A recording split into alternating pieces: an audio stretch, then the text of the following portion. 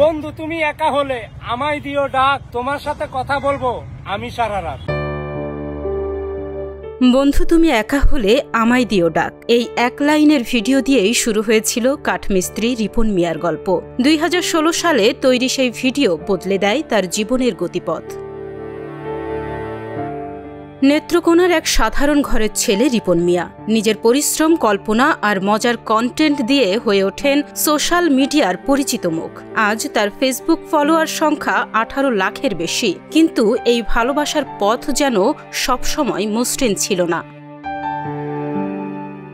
সোমবার সকালে ঘটে এমন এক অপ্রত্যাশিত ঘটনা। টেলিভিশন সাংবাদিক পরিচয়ে পরিবারকে হেনস্থার অভিযোগ এনেছেন কন্টেন্ট ক্রিয়েটর রিপন মিয়া। রিপন মিয়ার অভিযোগ, কোনো অনুমতি ছাড়াই কয়েকজন টেলিভিশন সাংবাদিক তার বাড়িতে ঢুকে পড়েন।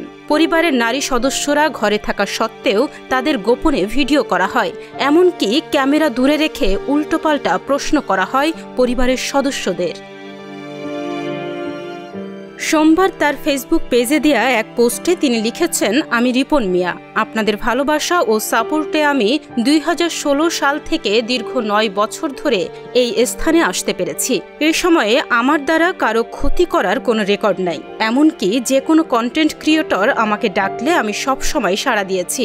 আল্লাহর অশেষ রহমতে সময়ের সঙ্গে সঙ্গে যখন আমার প্রতি মানুষের ভালোবাসা বাড়তে থাকে, তখন আমার পেজ হ্যাকের চেষ্টা থেকে শুরু করে টিভিতে ইন্টারভিউ না দিলে প্রাণনাশের হুমকি পর্যন্ত দেয়া হয়। ঘটনার বর্ণনা দিয়ে পোস্টে তিনি আরও লিখেছেন, আজ সোমবার ঢাকা থেকে কয়েকজন টিভি সাংবাদিক আমার বাড়িতে এসেছিলেন। তারা কারো অনুমতি না নিয়ে আমার পরিবারকে ভিডিও করতে থাকেন এবং দূরে ক্যামেরা রেখে উল্টোপাল্টা প্রশ্ন করেন। এমনকি পরিবারের নারী সদস্যরা ঘরে থাকা সত্ত্বেও তারা অনুমতি না নিয়ে ঘরে ঢুকে যান।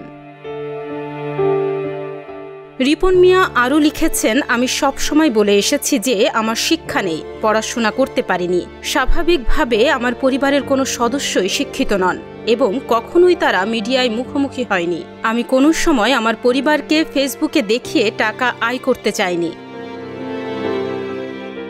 সবশেষে রিপন লিখেছেন, টিভি চ্যানেলের নাম চাইলেই আমি প্রকাশ করতে পারতাম, তবে কাউকে ছোট করার উদ্দেশ্য কখনোই আমার ছিল না। এই ঘৃণ্য কাজ যারা করেছেন তারা নিজেদের বিবেককে প্রশ্ন করুন। এভাবে টাকা আয় করে নিজের পরিবার ও সন্তানদের খাওয়াতে যদি আপনাদের বিবেক না জাগে, তাহলে আমারও কিছু বলার নেই। সবাই ভালো থাকবেন, আমার জন্য দোয়া রাখবেন।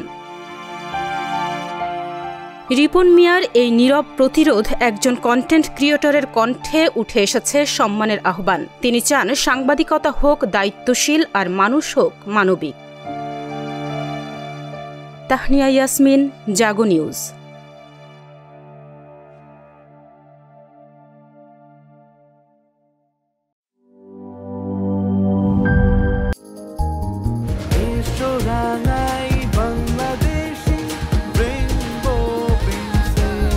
রেইনবো পেইন্টস, ছড়াও জীবনের রং।